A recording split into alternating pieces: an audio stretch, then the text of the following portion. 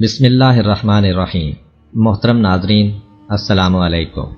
آج کی ویڈیو میں ہم حضرت یوسف علیہ السلام کا بچپن اور اس میں ہونے والے واقعات کا تذکرہ کریں گے۔ قرآن کریم میں حضرت یوسف علیہ السلام کے قصے کو احسن القصص یعنی بہترین قصہ کہا گیا ہے۔ حضرت یوسف علیہ السلام حاران میں پیدا ہوئے۔ ان کی والدہ کا نام حضرت راحیل اور ان کے والد حضرت یعقوب علیہ السلام تھے۔ حضرت یعقوب علیہ السلام حاران سے ہجرت کر کے کنعان چلے گئے، جہاں حضرت یعقوب علیہ السلام کی زندگی کا ایک طویل عرصہ گزرا۔ سفر کے دوران حضرت یوسف علیہ السلام کی والدہ حضرت راحیل اپنے دوسرے بیٹے حضرت بنیامین کو جنم دیتے وقت اس دنیا فانی سے کوچ کر گئیں۔ کنعان پہنچ کر ان کی خالہ اور سوتیلی ماں لیا نے ان کی پرورش کی۔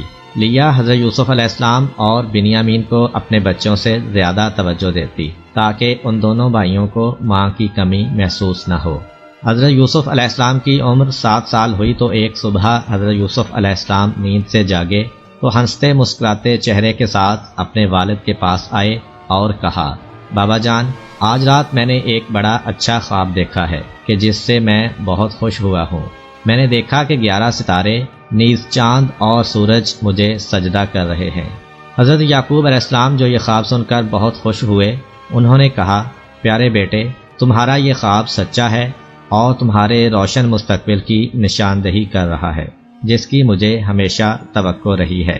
تمہارا رب تمہیں منتخب کرے گا اور تمہیں خوابوں کی تعبیر سکھائے گا اور تم پر اور آل یعقوب پر اپنی نعمت اسی طرح تمام کرے گا جس طرح اس سے پہلے تمہارے آبا ابراہیم و اسحاق علیہم السلام پر وہ اپنی نعمت پوری کر چکا ہے۔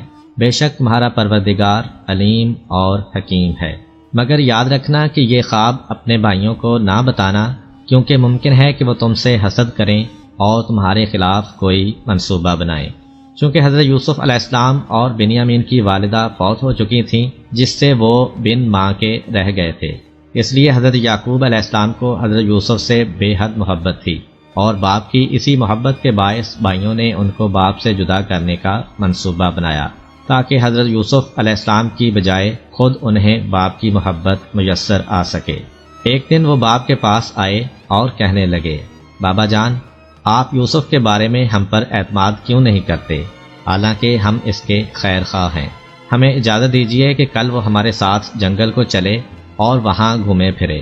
ہم وعدہ کرتے ہیں کہ ہم دل و جان سے اس کی حفاظت کریں گے۔ حضرت یعقوب علیہ السلام کو اپنے بیٹوں کے خیالات کا علم تھا اور یہاں تک کہ ان کے خطرناک عزائم کا اندازہ بھی تھا، لیکن وہ انہیں کھل کر یہ بھی نہیں کہہ سکتے تھے کہ مجھے تمہاری جانب سے خوف ہے۔ لہذا انہوں نے کہا، یوسف سے جدائی مجھے پریشان اور غمگین کر دیتی ہے، پھر مجھے یہ ڈر بھی ہے کہ کہیں تم اس کے حال سے غافل ہو جاؤ اور کوئی بھیڑیا اسے پھاڑ کھائے۔ تاہم یوسف کے بھائی خاموش نہیں رہے، بلکہ انہوں نے جواب دیا، اگر ہماری شجاعت اور قوت کے باوجود کوئی ایسا حادثہ پیش آ جائے تو یہ ہماری بدقسمتی ہوگی، ورنہ ایسا ہرگز نہیں ہوگا۔ چنانچہ جیسے تیسے انہوں نے حضرت یوسف علیہ السلام کو اپنے ساتھ لے جانے کے لیے اپنے والد کو راضی کر لیا۔ دوسرے دن کی صبح حضرت یوسف علیہ السلام کے بھائی ان کو ہمراہ لے کر کنعان کے دروازے سے باہر نکلے۔ ابھی وہ زیادہ دور نہیں گئے تھے کہ ان کے چہروں سے دشمنی اور غصے کے آثار ظاہر ہونے لگے۔ انہوں نے حضرت یوسف علیہ السلام کو مارنا شروع کر دیا، یہاں تک کہ ان کو قتل کرنے لگے۔ حضرت یوسف علیہ السلام نے بڑی التجا کی کہ وہ ان کا چھوٹا بھائی ہے، وہ انہیں قتل نہ کریں، لیکن حسد کی آگ ان کی عقل کو زائل کر چکی تھی۔ پھر ان میں سے ایک نے دوسروں سے کہا کہ یوسف علیہ السلام کو قتل نہ کریں، بلکہ بہتر ہے کہ ہم اس کو کسی کنویں میں پھینک دیتے ہیں۔ چلتے چلتے وہ کنعان کے کنویں پہ جا پہنچے۔ حضرت یوسف علیہ السلام بہت روتے دھوتے، لیکن ان کا نالہ و فریاد بھائیوں کے سینوں میں بھڑکتی ہوئی حسد کی آگ کو نہ بجھا سکا اور انہیں اس جرم سے باز نہ رکھ سکا۔ وہاں انہوں نے حضرت یوسف علیہ السلام کی قمیض اتار لی اور انہیں برہنہ کر کے کنویں میں پھینک دیا۔ پھر سوچنے لگے کہ اب ہمارے باپ کا دل یوسف کی محبت سے خالی ہو جائے گا اور اب ان کی ساری محبت یوسف کی بجائے ان کے حصے میں آ جائے گی۔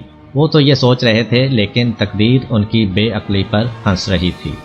جب سورج ڈوب گیا اور اندھیرا چھا گیا تو یوسف کے بھائی روتے ہوئے باپ کے پاس پہنچے۔ حضرت یوسف علیہ السلام کی قمیض جس پر انہوں نے ایک بکری کا خون لگا رکھا تھا، وہ باپ کو دکھائی اور کہا، بابا جان، جس بات سے آپ ڈرتے تھے وہ ہو کر رہی، یعنی جب ہم آپس میں تیر اندازی کا مقابلہ کر رہے تھے تو ہماری توجہ یوسف کی طرف سے ہٹ گئی۔ تب ایک بھیڑیے نے اس پر حملہ کر دیا اور اسے چیر پھاڑ ڈالا۔ یہ اس کی خون آلود قمیض اور ہماری آنسو بہاتی ہوئی آنکھیں اس حقیقت کی گواہ ہیں۔ تاہم اگر ہم صحیح بھی کہیں تو آپ ہماری باتوں کا یقین نہیں کرتے۔ اگرچہ حضرت یعقوب علیہ السلام اپنے بیٹوں کے جرم کو بھانپ گئے تھے، لیکن آپ جانتے تھے کہ خدا نے یوسف علیہ السلام کی قسمت میں جو کچھ لکھا ہے اس کو ٹالنا ممکن نہیں۔ پھر ان کو جواب دیا، تمہارے سرکش نفس اور حسد کی آگ نے تم سے ایک ناجائز کام کرایا ہے، تاہم میں اس پر صبر اختیار کرتا ہوں اور اپنے پروردگار سے مدد مانگتا ہوں۔ ادھر حضرت یوسف علیہ السلام کنویں کی تہہ میں بیٹھے تھے اور گہرے اندھیروں نے انہیں اپنی لپیٹ میں لے رکھا تھا۔ وہ اپنے مستقبل کی فکر اور اپنے باپ کی حالت زار کا خیال کر کے پریشان ہو رہے تھے۔ انہیں رہ رہ کر اپنے بے قصور ہونے کا احساس ہو رہا تھا اور ان کا دماغ مختلف خیالات کی آماجگاہ بنا ہوا تھا۔ اسی دوران میں ایک قافلہ کہ جو مصر جا رہا تھا وہ اس سرزمین پر پہنچا۔ قافلے والوں نے وہاں پڑاؤ ڈال دیا اور اپنے ایک غلام کو پانی لانے کے لیے کنویں پر بھیجا۔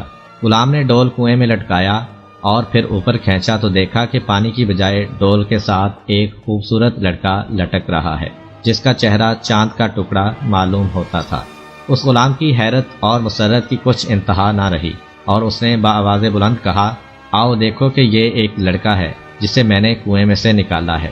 یہ سنتے ہی قافلے کے لوگ کنویں کے کنارے جمع ہو گئے۔ وہ خوف اور پریشانی کے ساتھ یوسف علیہ السلام کو دیکھ رہے تھے۔ آخر انہوں نے طے کیا کہ اس لڑکے کو مصر لے جائیں اور غلام بنا کر بیچ دیں۔ اسی دوران حضرت یوسف علیہ السلام کے بھائی جو یہ دیکھنا چاہتے تھے کہ یوسف کے ساتھ کیا ہوا وہاں آ پہنچے۔ جب انہوں نے دیکھا کہ حضرت یوسف علیہ السلام قافلے والوں کے پاس ہیں تو انہوں نے ان سے کہا کہ یہ ہمارا غلام ہے جو گم ہو گیا تھا اور ہمیں مل نہیں رہا تھا۔ اس کے ساتھ ساتھ انہوں نے حضرت یوسف علیہ السلام کو کہا کہ اگر انہوں نے قافلے والوں کو کچھ بتایا تو وہ انہیں قتل کر دیں گے۔ چنانچہ حضرت یوسف علیہ السلام نے کہا کہ ہاں میں ان کا غلام ہوں۔ قافلے والوں نے حضرت یوسف علیہ السلام کے بھائیوں کو کہا کہ اگر وہ اس غلام کو بیچنا چاہتے ہیں تو وہ اس کے خریدار بنتے ہیں۔ روایت میں ملتا ہے کہ حضرت یوسف علیہ السلام کے بھائیوں نے 20 دینار کے عوض ان کا سودا کیا اور ان کو قافلے والوں کے سپرد کر دیا۔ بہرحال قافلہ روانہ ہو گیا اور منزلیں طے کرتا ہوا مصر جا پہنچا۔ ان لوگوں نے یوسف علیہ السلام کو مصر کے بازار میں کم قیمت پر بیچ ڈالا اور عزیز مصر جس کا نام پوتیفار تھا اس نے انہیں خرید لیا۔ عزیز مصر نے اپنی بیوی سے کہا، میں دیکھتا ہوں کہ یہ کنانی جوان بڑا لائق اور شریف ہے، تمہیں چاہیے کہ اس کا پورا خیال رکھو اور اس کی خوشی اور آرام کے تمام وسائل مہیا کرو۔ مجھے امید ہے کہ وہ آئندہ ہمارے لیے سود مند ثابت ہوگا یا ہم اسے اپنا بیٹا بنا لیں گے۔ حضرت یوسف علیہ السلام کو عزیز مصر اور اس کے گھر والوں کی نظر میں بڑا بلند مقام حاصل ہو گیا۔ انہیں گھر کے تمام امور نیز غلاموں اور خدمت گاروں پر پورا اختیار حاصل ہو گیا اور ہر کام ان کی مرضی کے مطابق انجام پانے لگا۔